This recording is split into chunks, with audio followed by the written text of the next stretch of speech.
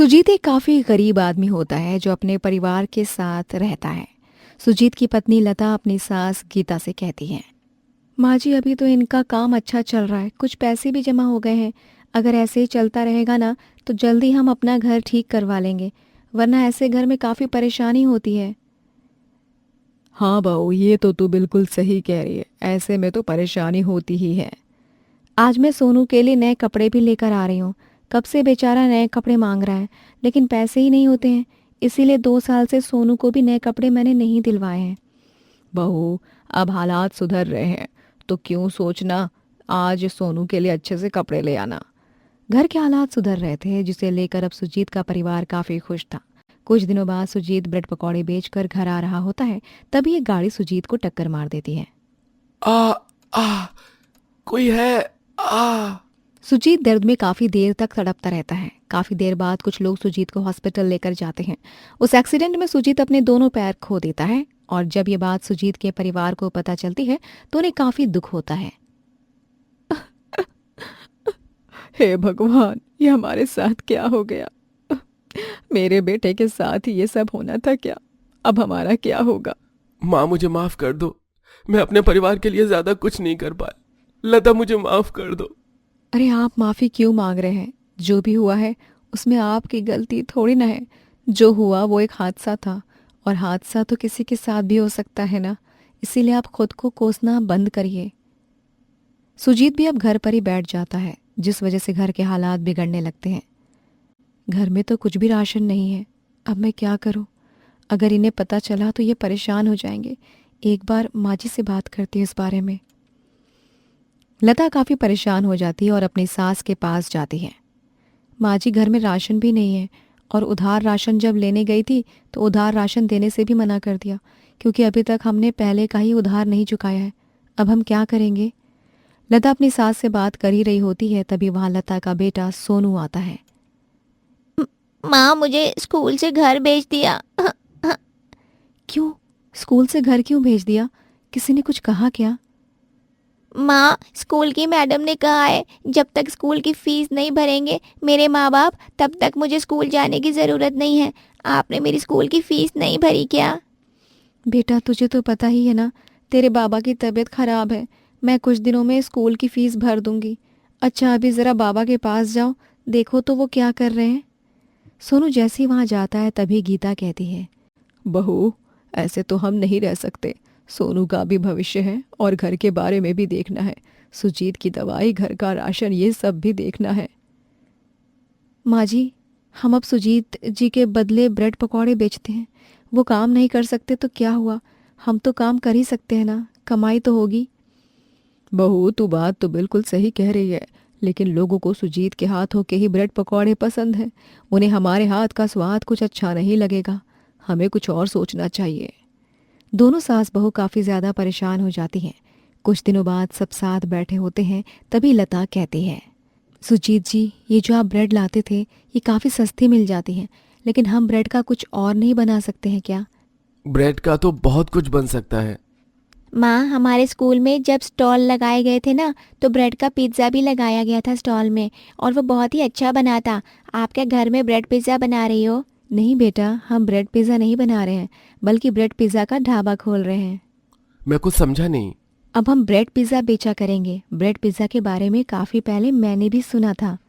घर के हालातों को जानते हुए अब लता और गीता दोनों मिलकर एक छोटा सा ढाबा खोलते हैं, जहां दोनों ब्रेड पिज़्ज़ा बेचना शुरू कर देते हैं। अरे वाह, हमारे गांव में ब्रेड पिज़्ज़ा। मुझे तो ब्रेड पिज़्ज़ा बहुत पसंद है, लेकिन हमारे गांव में कभी खाने को ही नहीं था। अरे, तो अब क्या सोच रही हैं। अब तो हमारे गांव में भी ब्रेड पिज़्ज़ा का ढाबा खुल चुका है। तो हम यहाँ क्यों खड़े हैं, चल ना ढाबे पर चलते हैं ब्रेड पिज़्ज़ा खाने। दोनों सहेलियां ढाबे पर जाती हैं। अरे, जरा हमें भी ब्रेड पिज़्ज़ा खाने को दे दो, और एक पैक भी कर देना, मैं तो घर भी लेकर जाऊंगी, घर पे भी तो सबको खिलाऊं।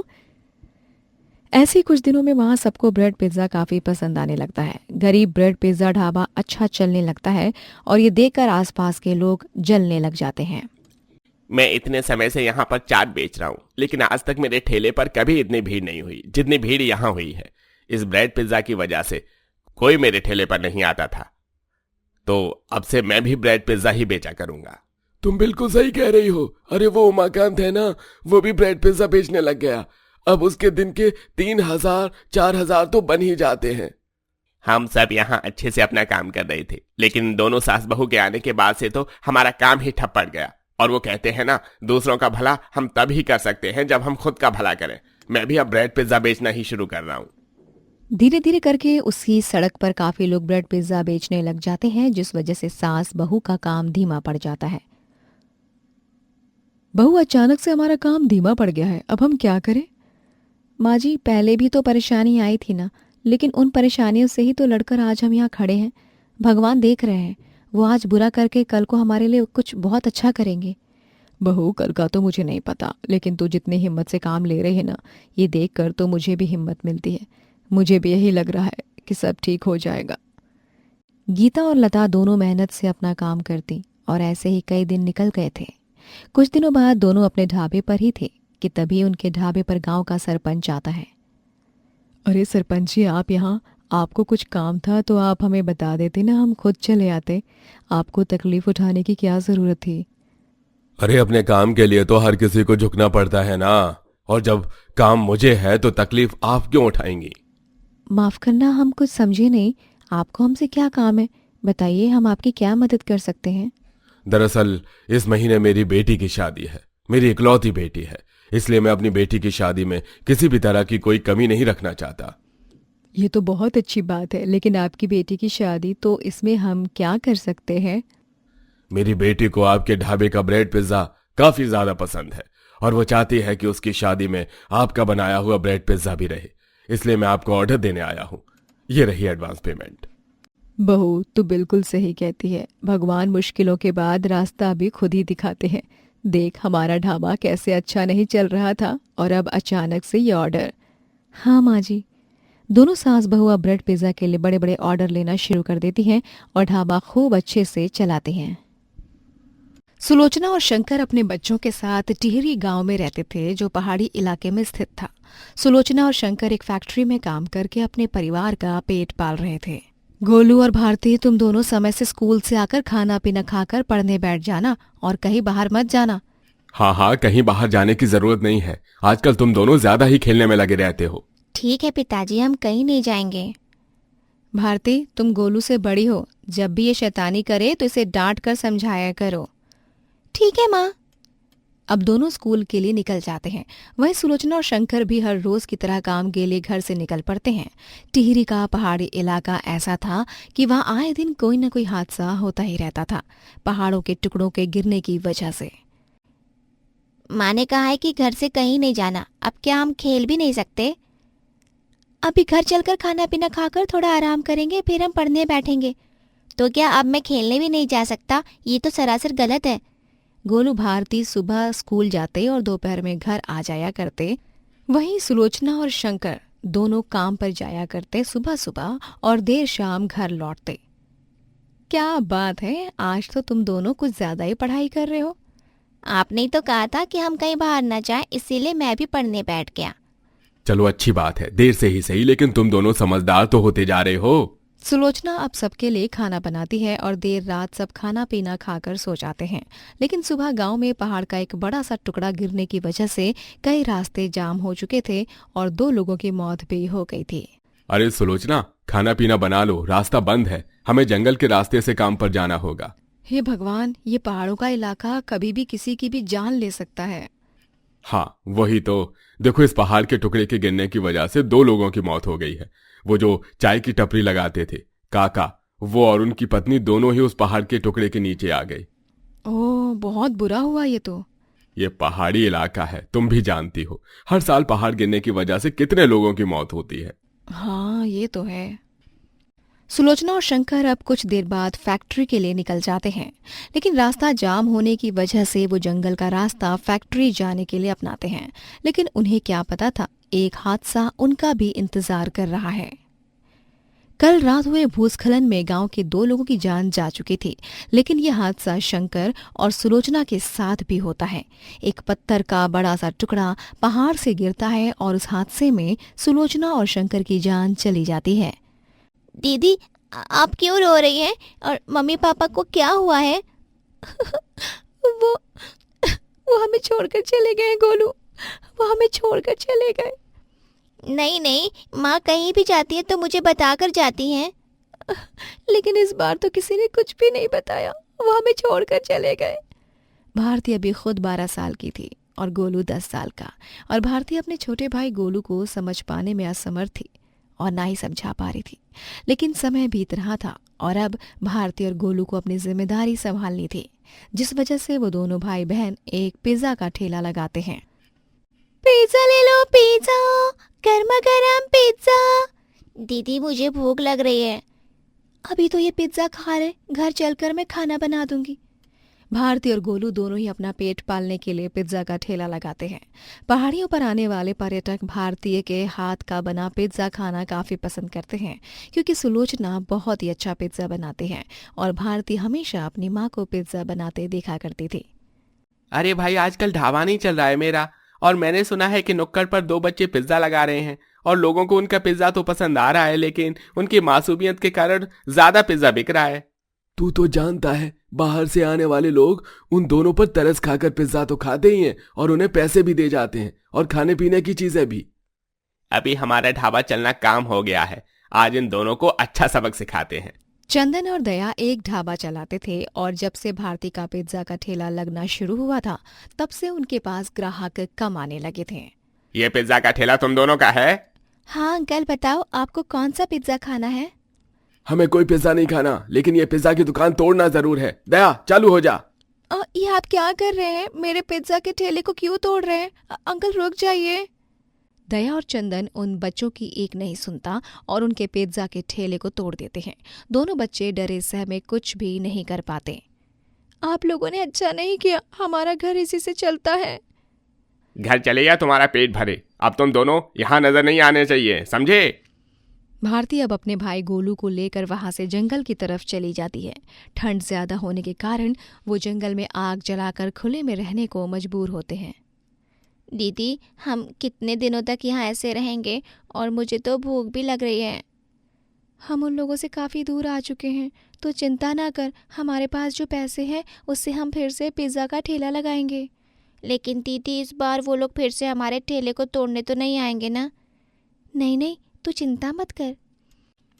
गोलू और भारती कुछ दिनों बाद अपने पास रखे पैसों से पिज़्ज़ा का ठेला लगाते हैं। Very good pizza, wow this spicy. हाँ, एकदम स्पाइसी है। एक बार फिर से भारती और गोलू का पिज्जा ढाबा ठीक ठाक चलने लगता है। पहाड़ों पर घूमने आने वाले पर्यटक उन बच्चों के हाथों के बने पिज्जा को खाकर उनकी तारीफ करते हैं। दूसरी तरफ चंदन को एक बार फिर उन बच्चों के पिज्जा के ठेले के बारे में पता चलता है।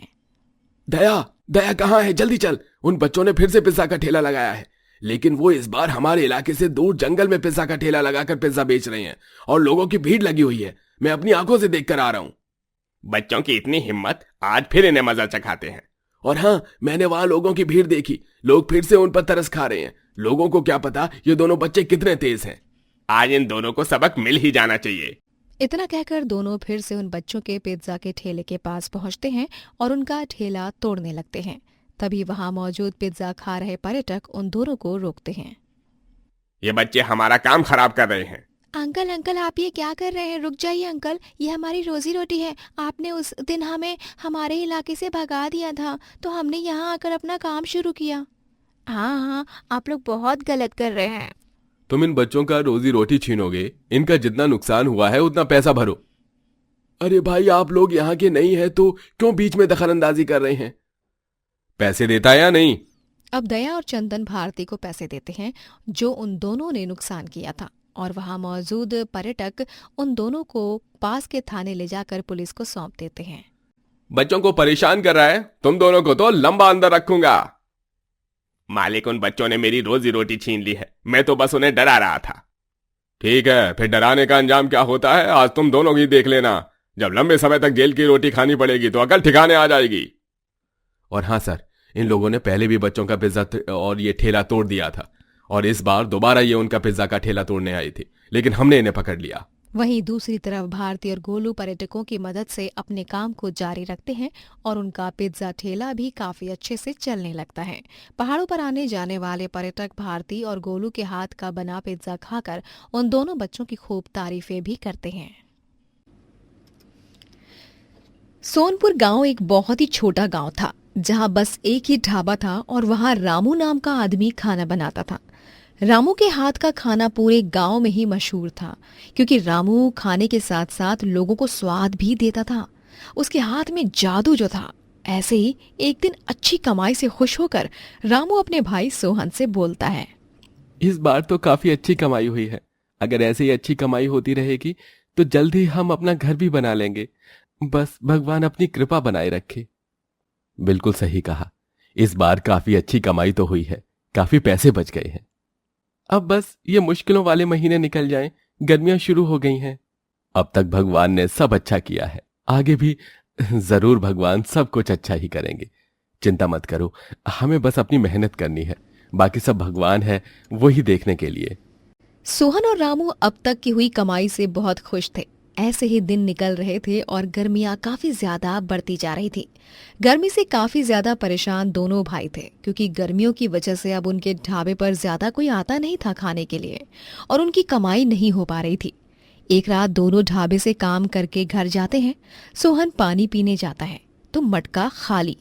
खाली मटका देखकर सोहन अपने भाई से कहता है, अरे मटका तो खाली है। रामू तो मकान मालिक को बोलकर नहीं गए थे क्या कि मटके को भर देना? अब हम पानी क्या पिएंगे?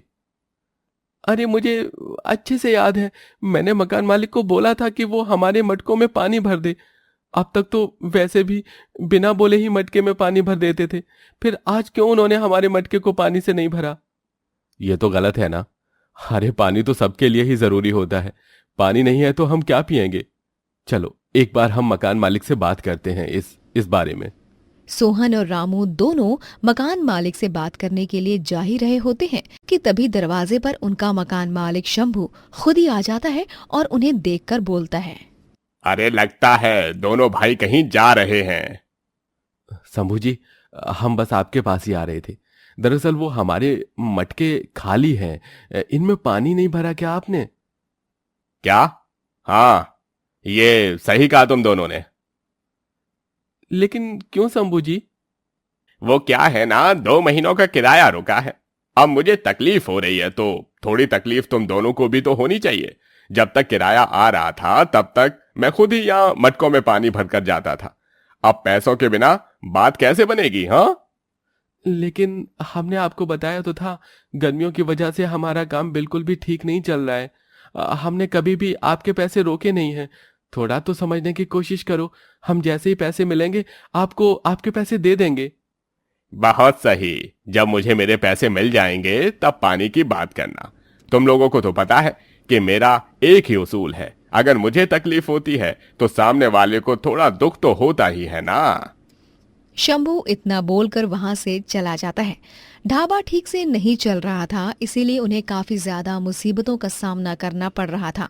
वक्त के साथ उनके हालात और भी ज्यादा खराब होते जा रहे थे। एक दिन रामू घर पर खाना बनाने जाता है, लेकिन घर का पूरा राशन खत्म हो गया था। रामू खुद से बात करते हुए बोलता है, घर पर तो राशन ही नहीं है। अब क्या? हमारे घर पर चूल्हा भी नहीं जलेगा।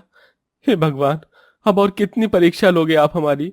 इतनी मुसीबतें क्यों खड़ी कर रहे हो?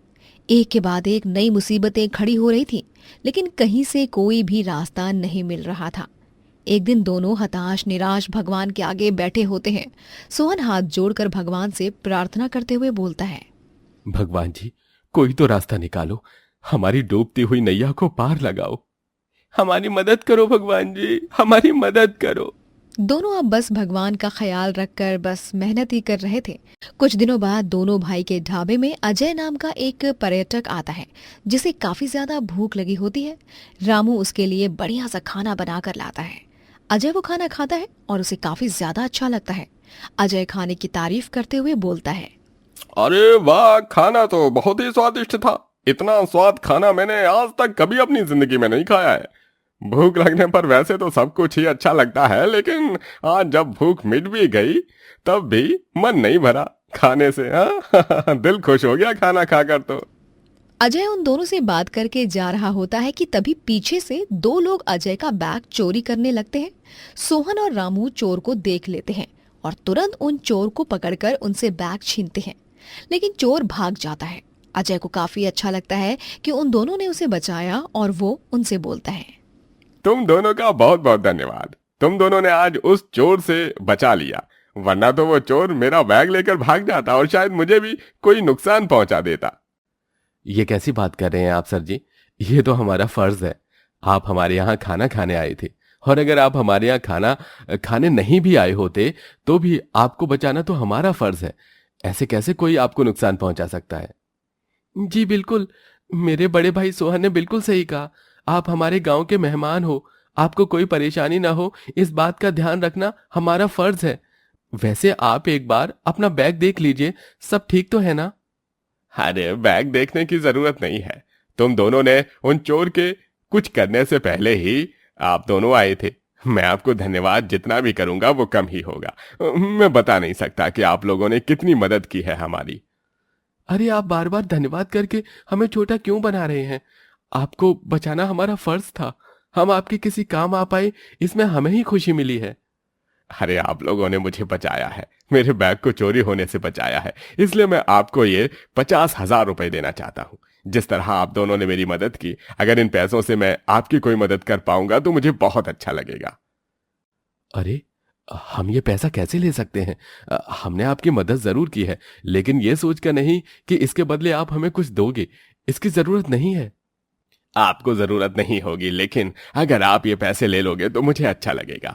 आजकल कोई किसी की मदद नहीं करता है, और आप दोनों ने अपने बारे में सोचे बिना मेरी मदद की है। अजय के इतना बोलने पर वो पैसे रख लेते हैं और पैसों से अपने ढाबे पर एसी लगवाते हैं। एसी लगवाने के बाद उनका ढाबा फिर से अच्छा चलने लगता है। दोनों भाई बहुत खुश होते हैं। सोहन रामू से कहता है, लगता है वो इंसान हमारे लिए कोई दूत बनकर ही आया था। उस अनजान शख्स ने हमारी मदद की और उनकी वजह से आज हमारा ढाबा गर्मियों में भी चल रहा है। हाँ, मुझे भी यही लगता है। भगवान के घर देर है, लेकिन अंधेर बिल्कुल नहीं है।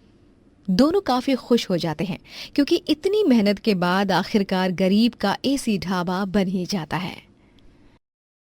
उमा और कोमल दोनों ही एक छोटे से गांव में रहती हैं, जहां उनका एक छोटा सा ढाबा होता है। सुबह सुबह उमा अपनी बहू को उठाने लगती है। अरे कोमल बहू उठेगी नहीं, ढाबा खोलना है। माँ जी, कल रात देर से सोई थी, इसीलिए अभी आंख नहीं खुली। समय क्या हो रहा है? बहू अभी तो समय है, उठ जा, मैं कुछ खाने को बना लेती हूँ तब तक। दोनों सास बहू थोड़ी देर बाद अपने ढाबे पर जाते हैं और ढाबे पर खाना बनाकर ग्राहक के आने का इंतजार करने लगते हैं, लेकिन काफी देर तक कोई ग्राहक नहीं आता। माँ जी, इतनी देर हो गई, अब तक कोई ग्राहक भी नहीं आया। ये तो रोज का ही होता जा रहा है। हम ढाबा खोलते हैं और थोड़ी बहुत कमाई होती है, फिर शाम हो जाती है। ऐसे कब तक चलता रहेगा? बहू पता तो मुझे भी नहीं है, लेकिन अब जो हालात चल रहे हैं ना, उसे देखकर तो मैं भी कुछ नहीं कह सकती हूँ। हम तो बस सब्र से ही काट सकते हैं। माँ जी, हम इतनी मेहनत कर रहे हैं, हर रोज यहाँ अपना ढाबा खोलते हैं, इतनी मेहनत से खाना बनाते हैं, सब सामान लाते हैं। मैं तो बस इतना ही चाहती हूँ कि कम से कम हमारी मेहनत का तो मिल ही जाए। बहू हमें अभी ना बस अपनी मेहनत पर ध्यान देना चाहिए। देर सवेर हमें हमारी मेहनत का फल जरूर मिलेगा। काश हमारा चांद पर ढाबा होता। अगर हमारा चांद पर ढाबा होता ना, तब तो लोगों की भीड़ होती हमारे ढाबे पर और हम ही खाना बनाते हुए थक जाते। बहू तू भी ना कुछ भी बोलती रहती है। अरे चांद पर ढाबा कैसे मुमकिन हो सकता है? दोनों सास बहू अपने ढाबे को लेकर ऐसे ही अक्सर परेशान रहती हैं। ऐसे ही कई दिन निकल जाते हैं और शाम उमा ढाबा बंद करने जा रही होती है कि तभी कोमल अपनी सास को रोक देती है। माँ जी, आज ढाबा बंद मत करिए, मेरा मन है कि आज मैं ढाबे में ही सो जाऊं। बहू ये तू क्या कह रही है? तू अकेले ढाबे में कैसे सो सकती है? अरे अजीत के दुनिया से चले जाने के बाद हम दोनों का इस दुनिया में है ही कौन? और अगर तू भी ऐसे परेशान होकर यहाँ अकेले बैठ जाएगी तो मेरा क्या होगा? तू यहाँ क्यों रात में रहना चाहती है? हम घर चलते हैं ना। माँ जी, मैं उदास हूँ, इसीलिए ढाबे में रात में नहीं रुकना चाहती, बल्कि मेरा मन है आज यहाँ रुकने का। और अगर आपको घर पर अकेला महसूस होगा तो आज हम दोनों ही यहाँ रुक जाते हैं ना, इससे आपको भी अकेला महसूस नहीं होगा। अरे चल ठीक है बहू, अगर तू ऐसा चाहती है तो ऐसा ही सही। रात के समय दोनों सो रहे होते हैं, तभी कोमल को सपना आता है। माँ जी अब तो हमारा चांद पर ढाबा है, देखना दिन दुगनी और रात चौगुनी होगी हमारी। बहू तू बिल्कुल सही कह रही है। अभी ही हमारे ढाबे में ग्राहक की इतनी भीड़ है, मुझे तो समझ नहीं आ रहा कि हम इतने सारे ग्राहक को अकेले कैसे संभालेंगे। माँ जी आप चिंता क्यों कर रही हैं? कल तक जब हम जमीन पर ढाबा चलाते थे तो भी तो अकेले ही संभाल रहे थे ना। अब तो हमारा चांद पर ढाबा है। कभी किसी ने नहीं सुना होगा गरीब का चांद पर ढाबा, लेकिन हमारा वो ढाबा भी है। अरे इतना अच्छा चांद पर ढाबा है और आप लोग खाना देने में समय लगा रहे हैं। जल्दी से खाना दे दीजिए ना, और बैठने की भी जगह बता दीजिए। दरअसल बैठने की जगह तो अभी नहीं है, आप कल आ जाइएगा। नहीं नहीं, चांद पर ढाबा है, मैं कल तक का इंतजार नहीं कर सकता। मुझे टेबल कुर्सी की जरूरत नहीं है, मैं तो चांद पर ही बैठकर खाना खा लूंगा। आप जल्दी से मुझे खाना दे दीजिए। बहन जी मैं भी कब से खाना मांग रही हूँ, अरे जल्दी से हमारे लिए भी खाना लगा दीजिए। अपने ढाबे पर ग्राहक की इतनी भीड़ देखकर दोनों सास बहू काफी खुश हो जाती हैं। बहू मैंने तो कभी सोचा भी नहीं था कि हमारे ढाबे पर कभी इतनी ज्यादा भीड़ भी होगी, लेकिन यहाँ तो इतनी भीड़ है। माँ जी बात बाद में भी हो जाएगी, लेकिन अभी तो हमें जल्दी जल्दी हाथ चलाने चाहिए। देखिए ना लोगों की भीड़ कैसे बढ़ती जा रही है। कोमल जल्दी से खाना लगा रही होती है, तभी उमा बाल्टी भर पानी लेकर कोमल के मुंह पर गिरा देती है। अब माँ जी ये क्या, ढाबे पर ग्राहक की भीड़ लगी है और आपने मेरे मुंह पे पानी डाल दिया। बहू सपने देखना बंद कर। अरे कब से मैं तुझे आवाज लगा रही हूँ, उठाने की कोशिश कर रही हूँ, तू है कि उठ ही नहीं रही, और तू ऐसे सपने क्यों देखती है?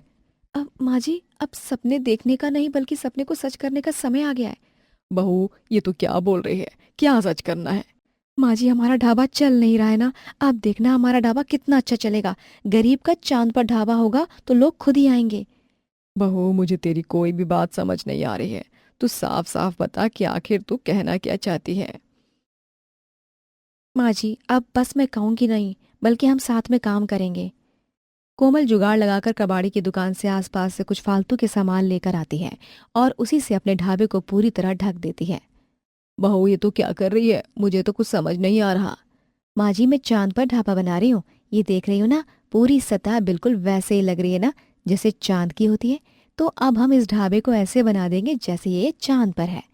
अरे वाह बहू, ये तो मैंने सोचा ही नहीं था, ये तो बहुत अच्छा आइडिया है। दोनों सास बहू अब कड़ी मेहनत करने लग जाती हैं और अपने साधारण से ढाबे को चांद वाला ढाबा बना देती हैं। एक हफ्ते की मेहनत रंग लाती है और वो ढाबा बिल्कुल ऐसा लगता है जैसे चांद पर ही हो। बहू ये तो बहुत ही सुंदर लग रहा है, बिल्कुल ऐसा लग रहा है जैसे ये ढाबा चांद पर ही हो। ऐसा ढाबा अगर ग्राहक देखेंगे तो वो काफी ज्यादा खुश हो जाएंगे। बहू तू तो बहुत समझदार है। माँ जी वैसे तो मुझे भी नहीं पता था कि मैं इतनी ज्यादा समझदार हूँ, और अब भगवान चाहेंगे तो हमारा ढाबा खूब चलेगा। दोनों सास बहू का चांद पर ढाबा लोगों को काफी अच्छा लगता है। कुछ ही दिनों में लोगों में चांद पर ढाबा भी काफी मशहूर हो जाता है। वाह चांद पर ढाबा, ये तो काफी अच्छा आइडिया है। ऐसा ढाबा तो मैंने कभी नहीं देखा। ऐसा ढाबा किसी ने देखा नहीं है, तभी तो हमने ऐसा ढाबा बनाया है। क्या मैं चांद पर ढाबे में कुछ फोटोज ले सकती हूँ?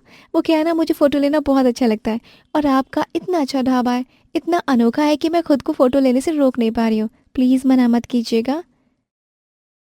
इसमें मना करने वाली क्या बात है? अरे इतना अच्छा ढाबा है, लोगों को इतना पसंद आ रहा है तो फोटो लीजिए। आपको जितना मन करे उतनी फोटो लीजिए। ऐसे ही अब काफी लोग आने जाने लगते हैं। ढाबे पर थोड़ी सी देर में भी भीड़ खाली नहीं होती। ये तो बिल्कुल मेरे सपने जैसा हो गया। चांद पर ढाबा तो इतना अच्छा चल रहा है, ये तो मैंने कभी सोचा भी नहीं था।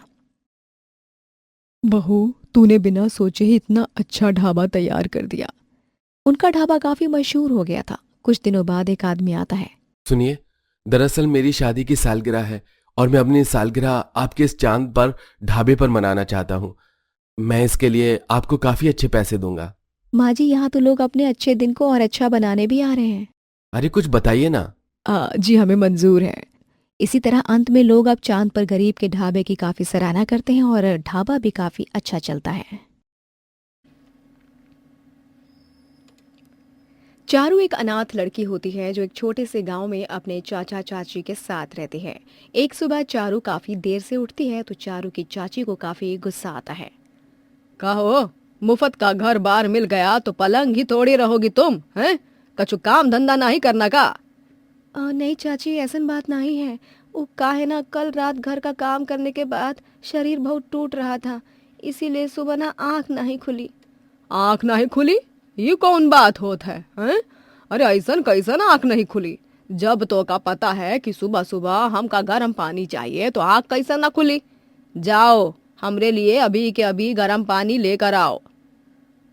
जी चाची, मैं अभी लेकर आती हूँ चाची। काम की ना काज की, दुश्मन अनाज की। तू तो बस हमारी छाती पर मूंग दल रही है। तुम्हारी माँ पता नहीं किसके भरोसे तो का छोड़ गई। चाची, आप हमारी माँ को काहे बीच में ला रही हो? अरे वो तो ये दुनिया में भी नहीं है।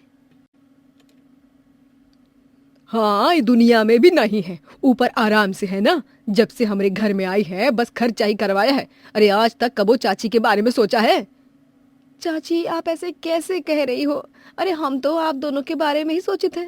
आप दोनों ही जो हो जिन्होंने हमें पाल पोस कर बड़ा किया है। और कौन है? और फिर भी हमको ही ठेंगा मिला। चल जा यहाँ से, पानी लेकर आ। सुनीता ऐसे ही अक्सर चारू को काफी कोसती रहती है, उसे ही घर के सभी काम करवाती है। ऐसे ही काफी ज्यादा धूप और गर्मी का मौसम भी था। घर में भी सबको पसीने आ रहे होते हैं। सुनीता गुस्से में चारू के पास जाती है। ई का है? अब तक खाना काहे नहीं बना है? हैं? चाची जी, गैस खत्म हो गई है और गांव में सिलेंडर आने में काफी समय लगता है, लेकिन जैसे सिलेंडर आता है हम खाना बना देंगे तुरंत, वो भी आपकी पसंद का। अच्छा जी, तो तुम्हारा मतलब ही है कि जब तक सिलेंडर नहीं आएगा तब तक हम भूखे पेट रहिबे? चाची, अब आप ही बताइए, हम कहाँ कर सकते हैं? सिलेंडर ना ही है तो अब कैसे खाना बनिए? अरे सिलेंडर ही नहीं है ना, ये वो कौन सी बड़ी बात हो गई है?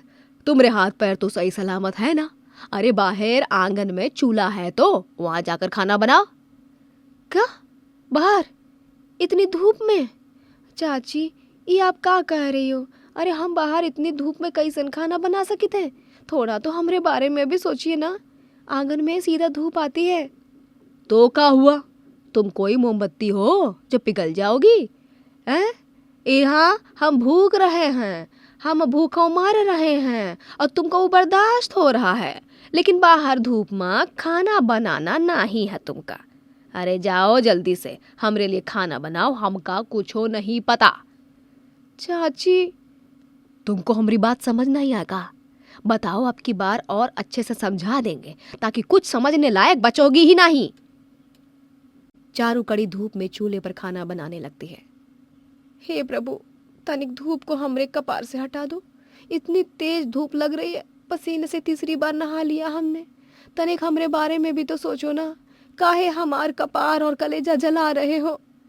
अपने घर में आराम से पंखे के नीचे बैठी सुनीता को चारू से ऐसी बात नहीं करनी चाहिए थी, और चारू ऐसे परेशानी में देखकर उसको काफी मजा आ रहा था। अब आया ना मजा, बहुत जुबान चलने लग गई थी कैंची की तरह। ये 2 कौड़ी की अनाथ लड़की की, हाँ, हमरे आगे बोल रही थी लपर लपर। अब धूप में खाना बनाए, मजा आएगा। सुनीता, तुम ये बहुत गलत कर रही हो। अरे चारू बच्ची है, तुमको का मजा आता है उसको इतना परेशान करके? और नहीं तो का। अरे जब तक वो परेशान नहीं होता है, जब तक हमारे हलक से अन्न का निवाला नहीं उतरता है। और ये बात जान लो, अगर तुमको ज्यादा भतीजी का मोह हो रहा है ना, तो पहले उसकी टांगे तोड़ेंगे और बाद में आपको समझाएंगे कि हम आपकी घरवाली हैं, समझे? सुनीता के अत्याचार से चारू काफी ज्यादा परेशान होने लग रही थी। आज रात तुमको सोना नहीं है, का समझी? आज रात तुमको सोना नहीं है। आज तुम सारे गेहूं साफ करोगी। हमरे कपार पर चढ़ने लगी थी ना, चलो अब काम पर लग जाओ। सुनीता की बात सुनकर चारू को काफी दुख होता है। अब बस बहुत हो गया हमरी चाची का। हमारी चुप्पी का वो बहुत फायदा उठा रही हैं। अब हम ये सब और बर्दाश्त नहीं कर सके थे। रात के समय सब लोग सो रहे होते हैं और चारू घर से भाग जाती है और एक ढाबे में नौकरी करने लग जाती है। अरे वाह, तुम तो बहुत ही अच्छा खाना बनाती हो। हमारे ग्राहक को तुम्हारे हाथ का खाना बहुत अच्छा लग रहा है। धन्यवाद मालिक, हमको बहुत अच्छा लगा कि ग्राहक को हमारा बनाया हुआ खाना पसंद आ रहा है। अच्छा मालिक, 1 महीने से ऊपर हो गया है, अब तक आपने हमारी तनख्वाह नहीं दी। अरे थोड़ी तारीफ क्या कर दी हमने तुम्हारी, तुम तो हमरे ही सिर पर चढ़ने लग गई। काम करो, तनख्वाह जब मिलनी होगी मिल जाएगी। काफी समय निकल जाता है और अब तक अजीत ने चारू के पैसे नहीं दिए होते हैं। मालिक, अब आपका बहुत हो रहा है। अरे आपका हमसे ऐसे ही मुफ्त में खाना बनवाते रहोगे? हमको हमारी तनख्वाह दे दीजिए। हमने तुमको अपने ढाबे में काम दिया, 2 वक्त की रोटी दी, रात में सोने की जगह दी, और अब तुम हमरे आगे मुंह खोल रही हो कि तनख्वाह भी चाहिए। अरे किस बात की तनख्वाह? मालिक, हमारी शुरू में ही बात हो गई थी। हमने कहा था ना कि तनख्वाह कम दे दीजिएगा, लेकिन हमको रहने की जगह और 2 वक्त का खाना दे दीजिएगा, और आपने भी हाँ किया था ना, तो अब काहे मना कर रहे हैं? देखिए, हम पहले ही बहुत मुसीबत में हैं, आप हमारे साथ ऐसा मत कीजिए। तुमको किस बात का इतना घमंड है? अरे खाना ही अच्छा बनाती हो, तुम्हें जैसे और 4 बावर्ची मिल जाएंगे। एक तो तुम्हें हताश परेशान सोचकर हमने तुम्हारी मदद की, और अब तुम ही हमरे आगे ऊंची आवाज में बात कर रही हो। जाओ, कोई तनख्वाह नहीं मिलेगी अब, और अब तुम यहाँ काम भी नहीं करोगी। नहीं नहीं मालिक, ऐसा मत कीजिए। अरे आप हमको काम से निकाल दोगे तो हम कहाँ जाएंगे? मालिक, हम तो बस अपनी मेहनत की कमाई मांग रहे हैं ना। किस बात की मेहनत? अरे ढाबा हमरा यहाँ, काम हमने दिया, रहने की जगह हमने दी, खाना दिया, और हमसे ही अकड़। निकलो यहाँ से। अजीत चारू को ढाबे से निकालने लगता है। तभी वहाँ रोहन नाम का लड़का आता है। ये सब क्या हो रहा है? आप तो यहाँ हर रोज खाना खाने आते हैं ना? हम इतनी मेहनत से खाना बनाते हैं, सब कुछ करते हैं, साफ सफाई भी हम ही करते हैं ढाबे की, लेकिन मालिक है कि अब तनख्वाह देने से मना कर रहे हैं। झूठ काहे बोल रही हो तुम? अरे जब तनख्वाह देने की बात की नहीं हुई तो किस बात की तनख्वाह? आप तो रहने ही दीजिए, और देखिए यहाँ चारू जी ने काम किया है, हमारे अलावा और भी बहुत लोग जानते हैं। अभी थानेदार को बुलाएंगे तो ढाबे पर ताला लग जाएगा। भलाई इसमें ही है कि चारू जी की तनख्वाह दे दीजिए। पुलिस के डर से अजीत चारू को पैसे दे देता है, जिसके बाद रोहन चारू को अपने घर ले जाता है। चारू जी, हम बस उस ढाबे में आपके लिए ही जाते थे। हमको आप शुरू से ही बहुत पसंद थी। आप हमसे शादी करना चाहती हैं? एक का कह रहे हो आप? हम बिल्कुल सच कह रहे हैं। हमने आपको बहुत पसंद करते हैं, शादी भी करना चाहते हैं। क्या आप हमसे शादी करोगी? हमको तो यकीन ही नहीं हो रहा है कि हम एक गरीब बेसहारा लड़की हैं। हमको आपने उस मालिक से बचाया, और अब आप ये क्या कह रहे हैं कि आप हमसे शादी भी करना चाहते हो? ये सब सपना तो नहीं है? नहीं, ये सपना नहीं है, हमारा सच है जो हमने आपको बताया। चारू को भी रोहन काफी अच्छा लगता है, इसीलिए चारू मना नहीं करती है, और वो दोनों जल्दी शादी कर लेते हैं। चारू अपनी रसोई देखकर काफी हैरान हो जाती है। ई का है रोहन जी, रसोई में एसी? यहाँ पर तो एसी लगा है। हाँ, क्योंकि हमने तुमको उस ढाबे में गर्मी में पसीने से लथपथ होकर काम करते हुए देखा है, इसलिए हमने सोच लिया था कि आपका रसोई कोई आम नहीं होगी, इसलिए हमने रसोई में एसी लगवा दिया। आपका बहुत धन्यवाद रोहन जी, हमको एसी रसोई बहुत अच्छी लगी।